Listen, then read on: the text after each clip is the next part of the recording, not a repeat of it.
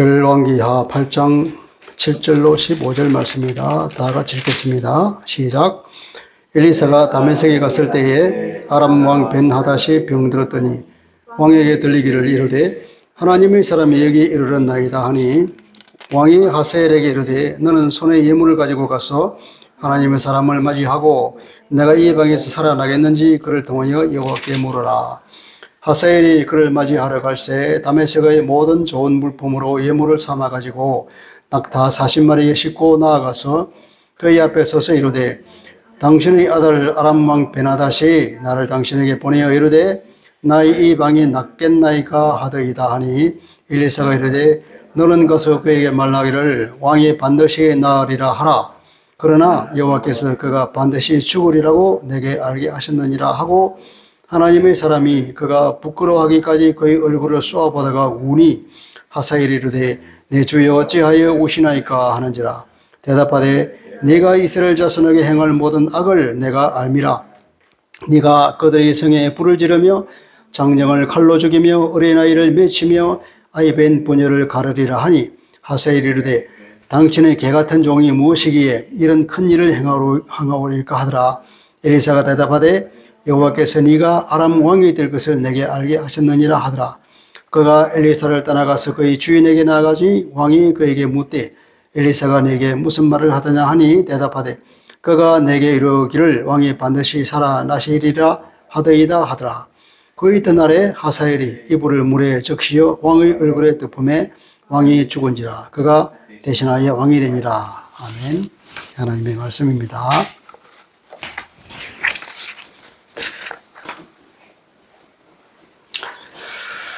여러분, 우리 게임 중에 바둑, 장기, 체스 이런 것들이죠. 두뇌 게임이잖아요. 근데 바둑이나 장기 혹은 체스의 고수와 하수의 차이가 있습니다.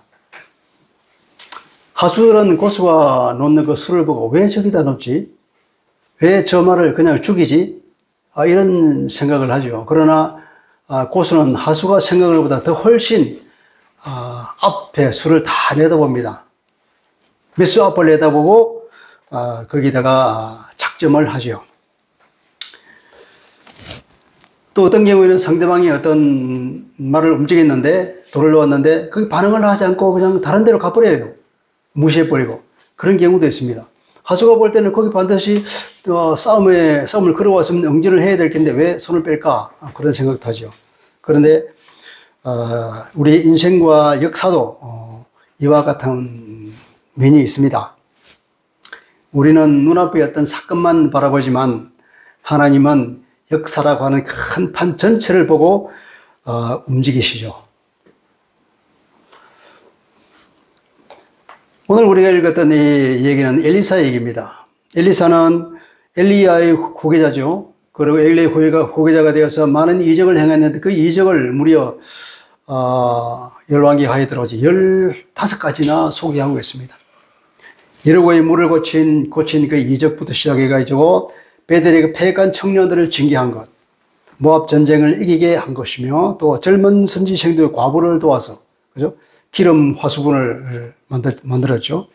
수넴 여자에게는 없던 아들을 낳게 하고 또 그 아들이 죽었는데 또 살려주기까지 했습니다. 길갈에서는 가뭄에 밭에 나가서 아무거나 와서 국을 끓였는데 거기에 독이 들었단 말이죠. 근데 그 독이 들은 것을 또 치유해 주게 됐습니다.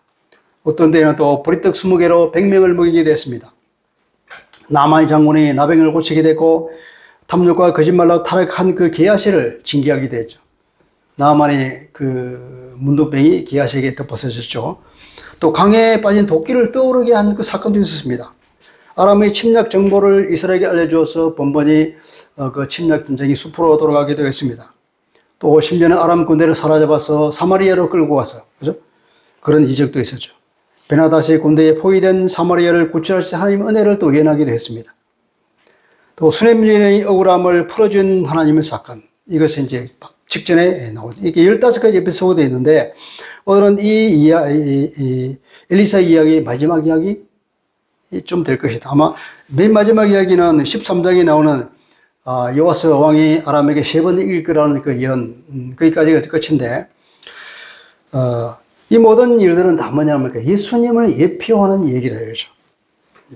하나님께서 당신의 백성들을 얼마나 사랑하는지, 얼마나 긍휼히 여기시는지 그것을 우리에게 보여주고 있다고 생각합니다. 오늘의 이 본문은 무슨 얘기일까요? 이스라엘의 선지자가 아람의 다음 왕을 예언한 얘기입니다. 한마디로 얘기하면. 그러니까 하나님은 이스라엘만의 하나님이 아니라 온 세계의 하나님이라는 선포이기도 합니다. 구체적으로 얘기를 들어가 보면 우선 베나닷이 병이 들었습니다.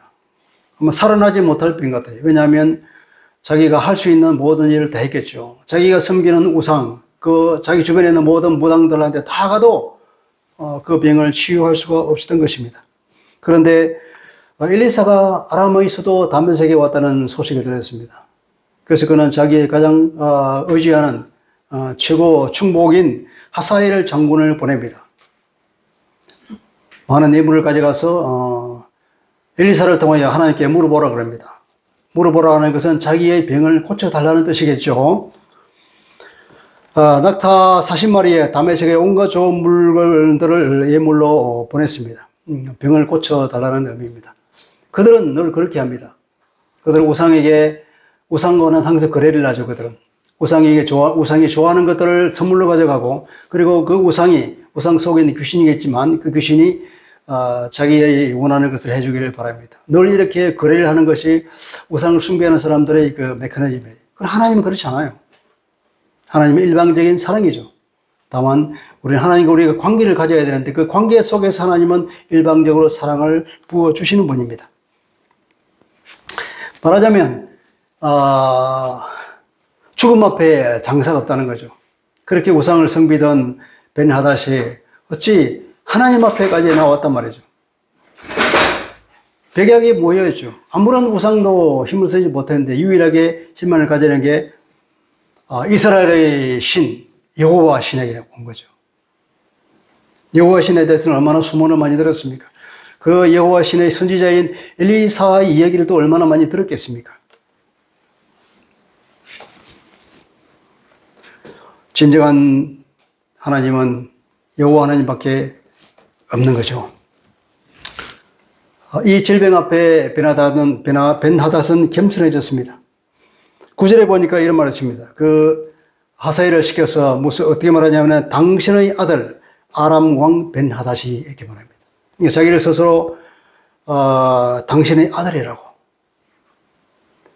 이스라엘에는 이런 표현이 있습니다. 왕이 선지자를 보고 내 아버지여 그런 표현을 쓰기도 하죠. 왜냐하면 하나님을 대신하는 사람이니까.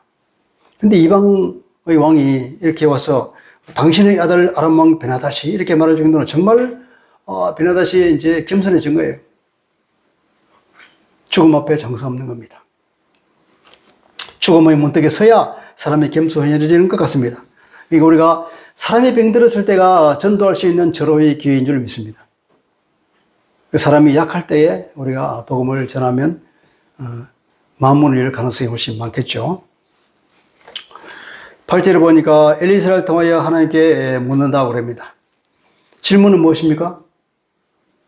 8절 9절에 보면 내가 이 병에서 살아날까요? 하는 것입니다.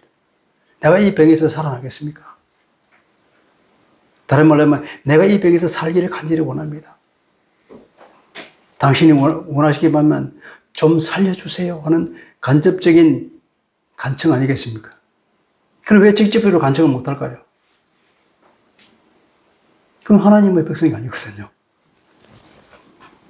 그건 하나님과는 아무런 관계도 없는 사람입니다. 하나님께 병을 고쳐달라고 요구할 아무런 명분도 근거도 없습니다.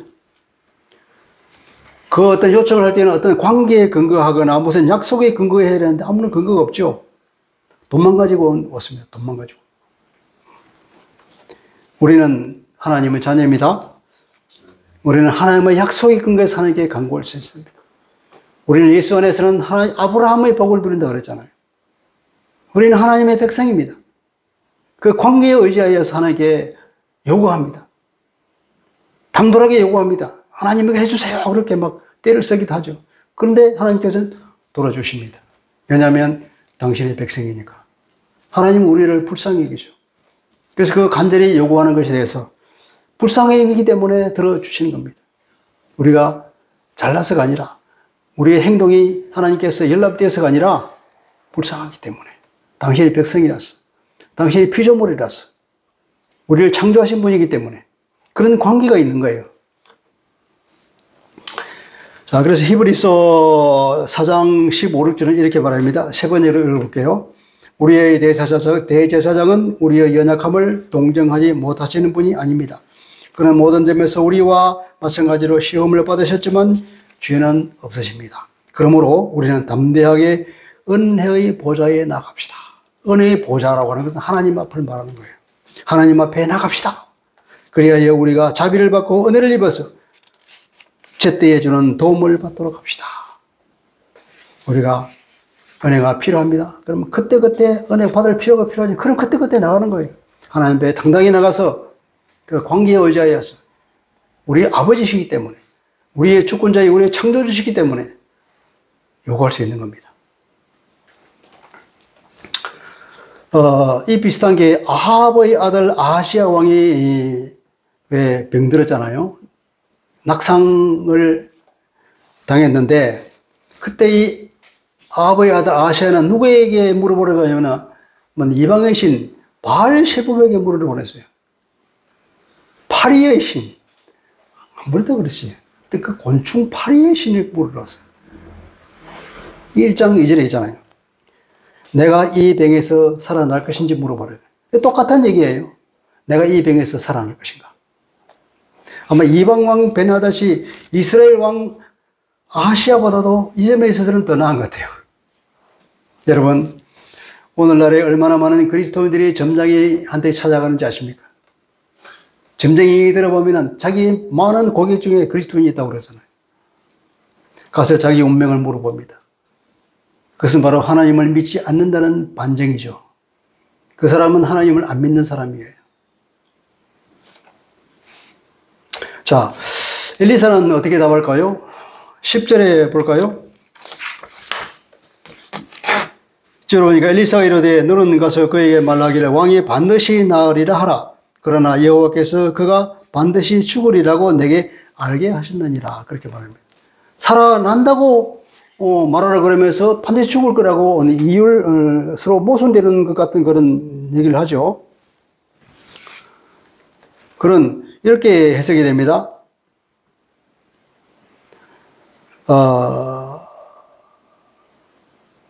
왕이 반드시 나으리라. 그 병에서 살아난다는 거예요. 그 병으로는 죽지 않는다는 겁니다. 그런데 뭡니까? 그러나 여호와께서 그가 반드시 죽으리라고 내게 알게 하셨다. 내게 보게 하셨다. 환상을 본 거다. 하나님께서 나에게 보여주셔서 그는 반드시 죽는다. 그러니까 병이 아닌 다른 이유로 죽는다는 얘기입니다. 아마도 하사엘의 쿠데타를 염두에 둔 것이 아닌가 싶어요. 이 얘기를 들었을 때 하사엘이 그동안에 계획하고 있던 그 쿠데타 음모가 엘리사에게 들켰구나 하는 그런 들컥하는 마음이 있지 않겠습니까? 하사엘이 뜨끔했겠죠. 그러니까 13절에 뭐라고 하냐면은 당신의 개같은 종이 무엇이기에 이런 큰 일을 행하겠습니까? 이렇게 시시미를 뚝 떼는 얘기가 바로 그것이다 하고 이해할 수 있습니다. 근데 어떻게든 간에 하사엘은 정말 악한 마음의 계획을 품고 있었지만 하나님은 그것을 어떻게 한다고요? 이용하시는 거예요. 그런데 엘리사가 또 다른 행동을 합니다. 11절에 뭐라 그럽니까? 11절에 다 같이 읽어봅시다. 시작. 하나님의 사람이 그가 부끄러워하기까지 그의 얼굴을 쏘아보다가 우니. 얼굴을 뚫어지게 보다가 그만 또 우는 거예요. 무슨 뭐 연기하는 것도 아니고. 그런데 이 이야기는 그 원문을 읽어보면은 이렇게 해석할 수도 있고 저렇게 해석할 수도 있습니다. 뚫어지게 바라봤다 하는 이 단어는 뭐냐면 어떤 것을 굳게 하다 그런 뜻이에요. 굳게 하다인데 이 형태가 사역형이에요. 그러니까 그 얼굴을 굳게 했다는 거예요. 그 얼굴은 누구의 얼굴일까요, 그러면? 엘리사가 하사엘을 바라보고 떨어보니까 하사엘의 얼굴이 굳어졌습니까? 아니면은 엘리사가 자기 얼굴이 막 굳어졌습니까? 여기서는 하사엘의 얼굴을 뚫어지게 바라봤다고 해석을 했지만 또 다른 면에는 엘리사의 얼굴이 굳어지게 했다. 누가? 하나님께서. 엘리사가 환상을 봤는데 얼굴이 확 굳어졌어. 그의 얼굴을 굳어지게 했다는 거예요. 왜일까요? 무슨 환상을 봤을까요? 이 하사엘이 나중에 얼마나 이스라엘에게 독한 행동을 할 것인지를 환상을 또 보면서 얼굴이 확 굳어진 거예요. 굳어지면서 그것을 계속했다는 거예요. 픽스시켰다는 그걸. 그리고 계속 뚫어지게 바라봤다는 거나 비슷하게 해석이 되겠지만 일단 엘리사는 그런 환상을 본 것 같아요. 그리고 울었습니다. 왜 울었을까요? 너무 끔찍한 일들이 자기 나라 이스라엘에 저지러지기 때문에 울었겠죠. 예수님이 이스라엘을 바라보면서 우셨잖아요. 암탉이 그 새끼를 품을 적을 몇 번이나 했더냐. 그러나 이스라엘이 그걸 거절했다고. 하나님의 품을 벗어나서 어떻게 저 성전이 무너져서 돌 하나도 돌 위에 남지 않을 것이라고. 그런 미래의 일을 내다보고 주님께서 우셨다는 거죠. 엘리사도 아마 그런 상황을 보며 울었을 것입니다. 그는 흐느끼어 울었다 그랬습니다. 왜? 이유는 나는 네가 이스라엘 자손들에게 악을 행할 것을 알았기 때문이다. 과거에 행으로 썼습니다. 알았기 때문에. 보았잖아 방금 내가. 하나님께서 그렇게 이미 작정하셨어. 하나님께서는 하사엘을 이스라엘을 징계하는 채찍으로 사용하신다는 겁니다. 너는 그들의 여시에 불을 놓을 것이고 그들의 젊은이들을 칼로 죽일 것이고 그들의 젖먹이들을 내던질 것이고 그들의 아이벤 여자들의 배를 가를 것이다.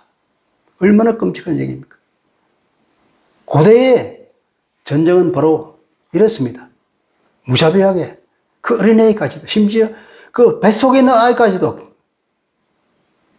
죽였다는 거죠.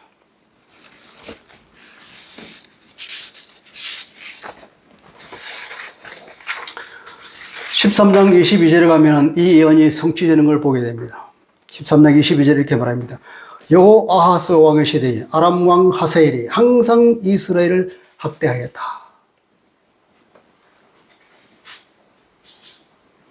열왕기상 19장 17절 보면은 이런 말씀이 있습니다. 하사엘의 칼을 피하는 자를 예후가 죽일 것이고 예후의 칼을 피하는 자를 엘리사가 죽이리라. 이게 무슨 말일까요? 그렇게 우상을 섬기던 바알신을 극욕적으로 섬겼던 북이스라엘에 대해서 하나님께서 진노하셔서 그 아합 가문 모든 사람들과 북이스라엘에 대해서 철저하게 징계하시겠다는 하나님의 말씀이에요. 엘리야에게 이 얘기를 들려줍니다. 하사엘이 어떤 반응을 보였습니까? 당신의 개 같은 종이 무엇이기에 이런 큰 일을 행하오리까? 하사엘은 그 당시에는 꿈도 못 꿨겠죠. 감히 내가 그런 일을 한다고? 에이, 그랬겠습니다. 그러나 인간은 그 속에 죄성이 있습니다. 상황이 안 돼서 그렇지 상황만 되면 언제든지 그런 무지막지한 죄를 범할 수 있는 것이 인간이에요. 그런 포텐셜이 우리 속에 들어있단 말이죠. 그러나 우리는 자만해서는 안 됩니다. 나는 저런 죄를 절대 안 지을 거야. 천만에. 상황이 그렇게 되면 우리도 언제든지 그런 범죄인이 될 수 있는 그런 요소가 우리 안에 있단 말이죠. 우리는 기도할 뿐입니다. 예수님께 의지해야 되죠. 그러나 하나님은 인간의 악행까지도 당신의 역사의 도구로 사용하십니다. 이 세계를 움직이는 도구로 사용하신단 말이죠. 엘리사는 이렇게 대답합니다. 여호와께서 네가 아람 왕이 될 것을 내게 알게 하셨느니라. 내게 보여주셨느니라. 그럽니다. 환상으로 봤다는 겁니다. 이 말에 14절 15절 가면 그것이 성취되잖아요. 그죠? 가서 뭐라고 그러지 않으니까 낫는다고 얘기했습니다. 희망적인 얘기를 해줬다가 다음날 어떻게 이불을 물에 적셔서 덮어가지고 숨도 못 쉬게 꾹 눌러가지고 죽였다는 겁니다. 그러고는 왕이 된 거죠. 여러분, 이 얘기는 단순히 하나님께서 이방 나라의 왕을 교체하는 그런 것으로 끝나는 얘기가 아니라 이미 우리는 열왕기상 19장의 이야기를 알고 있습니다. 엘리야가 낙담하고 하나님을 대면하려고 호렙산을 방문한 이야기를 우리가 알고 있잖아요. 엘리야는 불의 선지자였습니다. 불과 같은 사람이고 하나님의 능력을 행사했던 사람이고 아주 북이스라엘의 모든 바알 신숭배를 쓸어버리려고 했습니다. 죽기 살기로 싸웠던 사람이잖아요. 그는 홀로 바알 선지자 400명과 제사 대결을 해가 이기고 그 모든 선지자들을 죽게 한 사람입니다. 그런데 이제는 끝났다 생각했습니다. 이제는 됐다. 이제는 바알 숭배 세상이 완전히 북이스라엘 사라질 거라고 생각했지만 그러나 뜻밖에도 이세벨이 뭐라고 했습니까? 내가 내일까지 저놈을 죽이지 않으면 내가 우리 신에서 벌을 받을 것이라고 도발 대발해가지고 엘리야를 죽이게도 길길이 날떴습니다. 이 얘기를 듣고 엘리야가 그냥 기가 팍 죽었습니다. 엘리야는 생각을 해요. 아마 이쯤 되면 하나님께서 완전히 승리하시고 이스라엘에서 바알 숭배이 완전히 사라져야 하는데 어찌하여 바알 신은 아직도 건재하는가? 그래서 그는 살기 위해서라도 도망친 거예요. 완전히 그냥 이제 뭐 죽어도 좋습니다 하고 그냥 뻗어버렸습니다. 드디어 그가 이제 하나님께서 위로해 주셔서 힘을 얻어서 호렙산에 이르렀는데 하나님의 말씀이 뭐랍니까? 하나님을 만들어 왔는데 엘리야에게 하나님께서 어떻게 전현하시냐 그러면 바위를 가르는 강한 바람이 불었는데 그 안에 하나님이 안 계셨어요. 온 땅을 들썩이는 지진 가운데서도 하나님은 그 가운데 안 계셨습니다. 온 산에 불이 나는 그 불 가운데서도 하나님이 안 계셨어요. 불과 같은 선지자. 천지를 움직이는 모든 지진과 강한 바람과 그 속에 하나님 아무것도 없었단 말이죠. 그런데 하나님께 언제 했습니까? 쇠미한 음성 가운데 하나님이 임재하셨다는 겁니다. 이 세 가지는 엘리야를 상징하는 거 아닙니까? 하나님께서는 때로는 세미한 음성 가운데 계시는 분이다 이 말이죠. 그래서 뭐라 그러니까 하나님께서는 엘리야에게 세 가지 명령을 합니다. 열왕기상 19장 15절 16절에 그렇게 되어 있습니다. 첫째, 다메섹에 가서 하사엘에게 기름을 부어서 아람 왕이 되게 하라. 두 번째, 예후에게 기름을 부어서 이스라엘 왕이 되게 하라. 세 번째, 엘리사에게 기름을 부어서 너희 후계자로 삼아라. 그런데 제일 먼저 한 것은 엘리사를 자기 후계자로 세웠습니다. 예후에게 기름을 부어 이스라엘 왕이 되게 하라는 것은 예후가 아합 가문을 쓸어버리고 북이스라엘의 바알 숭배를 징계하는 당사자로 세우겠다는 얘기고, 그래도 북이스라엘이 그 악행을 끝내지 않으면 옆나라 다메섹의 하사엘을 왕으로 세워서 그 잔인한 하사엘이 북이스라엘을 그렇게 잔인하게 대하게 하겠다는 하나님의 계획이잖아요. 그것이 또 성취가 됐습니다. 아합 가문에 대한 하나님의 징계 열왕기상 22장에 있습니다. 22장 21절부터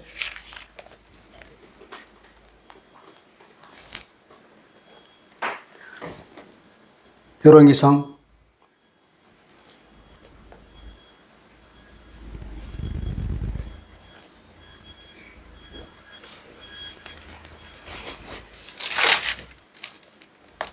21장인가요? 여호와의 말씀이 내가 재앙을 내게 내려 너를 쓸어버리되 내게 속한 남자는 이스라엘 가운데 매인자나 노인자를 다 멸할 것이요 또 네 집이 느바사의 아들 여로보암의 집처럼 되게 하고 아히야의 아들 바아사의 집처럼 되게 하리니 이는 네가 나를 노하게 하고 이스라엘이 범죄하게 한 까닭이니라 하셨고 이세벨에게 대하여도 여호와께서 말씀하시되 이르시되 개들이 이스라엘을 성읍 곁에서 이세벨을 먹을지라 아합에게 속한 자로서 성읍에서 죽은 자들은 개들이 먹고 들에서 죽은 자는 공중의 새가 먹으리라 하셨느니라 하니, 하나님께서 아합 가문을 썰어버리겠다는 징계하겠다는 예언이 예후를 통하여서 성취될 것입니다. 앞으로 우리가 읽은 이 9장 다음에 8장 다음에 9장 10장 9장 10장에 보면 예후가 드디어 발라를 일으켜서 왕이 되고 어떻게 된다고요? 아합 가문을 썰어버리는 그 얘기가 나옵니다. 말하자면 모든 역사는 하나님께서 친히 이끌어 가신다는 얘기입니다. 역사는 사람들의 행동을 기록한 것이잖아요. 인간은 자기 욕망과 업무를 통해 움직이지만 하나님은 인간의 배후에서 이것을 이용하여서 하나님의 당신의 뜻을 이루시는 것입니다. 그래서 이사야 10장 5절에는 이렇게 말씀하십니다.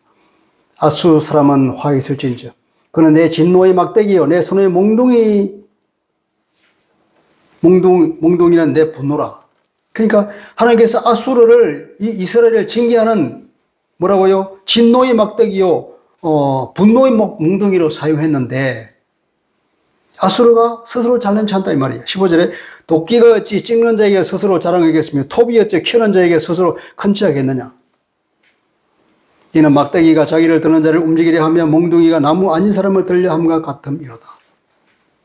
하나님께서는 이 아수르를 북이스라엘을 징계하는 도구로 사용했단 말이에요. 그래서 아수르가 교만하지 말아라고 하는 얘기입니다. 일꾼이 호미를 들고 밭을 맵니다. 호미가 밭을 다 맸습니까? 호미가 했죠. 호미를 움직이는 것은 그 호미를 잡고 있는 손이잖아요. 다니엘서 보면 역대의 세계 제국들의 부침을 보여주는 환상이 팍 펼쳐지잖아요. 하나님께서 모든 역사를 움직이시고 나라가 일어나고 나라가 소멸되는 것을 하나님은 움직이신다는 얘기가 그 다니엘서 얘기 아닙니까? 여러분 얘기를 정리해 보겠습니다. 아람 왕 벤하닷을 죽게 하고 하사렐 왕으로 세우신 분은 다른 누구도 아닌 하나님이라는 얘기를 오늘 하고 있습니다. 하사엘은 자기 꾀를 써서 쿠데타를 일으켜서 스스로 왕이 되었습니다. 자기 의지와 자기 노력으로 그렇게 했습니다. 그러나 그 이면에 하나님의 손길이 있다는 얘기예요. 하사엘이 하나님의 채찍이 되어서 이스라엘을 징계하는 도구가 될 것을 엘리사가 계시를 통해서 또 보여주고 있습니다. 역사의 주관자는 누구입니까? 역사는 우연처럼 보입니다. 그러나 인간의 욕망과 음모와 우연이 얽히고 설켜서 세상이 움직이는 것처럼 우리에게 보이지만 그러나 역사는 그런 우연이 아니는 거예요. 하나님의 섭리의 필연 일입니다. 성경은 역사의 배후에 하나님의 계심을 증언하고 있습니다. 오늘 본문 말씀도 단순히 하사엘이 왕이 되는 정치적 사건이 아니라 이 사건은 오래전에 엘리야에게 말씀하신 그 계획이 성취되는 장면이에요. 인간은 자기 욕망과 자기 의지대로 행동하지만 하나님은 이 모든 과정을 통해서 당신의 뜻을 이루십니다. 인간의 자유의지와 하나님의 섭리 이 두 개가 서로 배치되지 않는다는 얘기입니다. 인간은 인간대로 자유롭게 행동하고 그러나 하나님은 하나님대로 하나님의 뜻을 이루십니다. 그것이 3차원의 세계가 아니라 4차원 이상의 세계에서 그렇게 된다는 겁니다.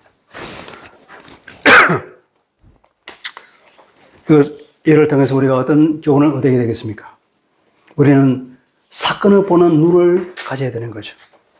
인간의 눈에는 정치적인 사건, 어떤 자연재해로 보이지만 하나님의 눈에는 그 배후에 일하시는 하나님이 계신다는 겁니다. 그 배후에 하나님의 손길을 볼 수 있는 눈이 떠야 하는 거죠. 그 눈이 뜨이지 못한 사람들은 이런 질문을 끊임없이 합니다. 하나님은 정말 일하시는가? 하나님은 정말 계시는가?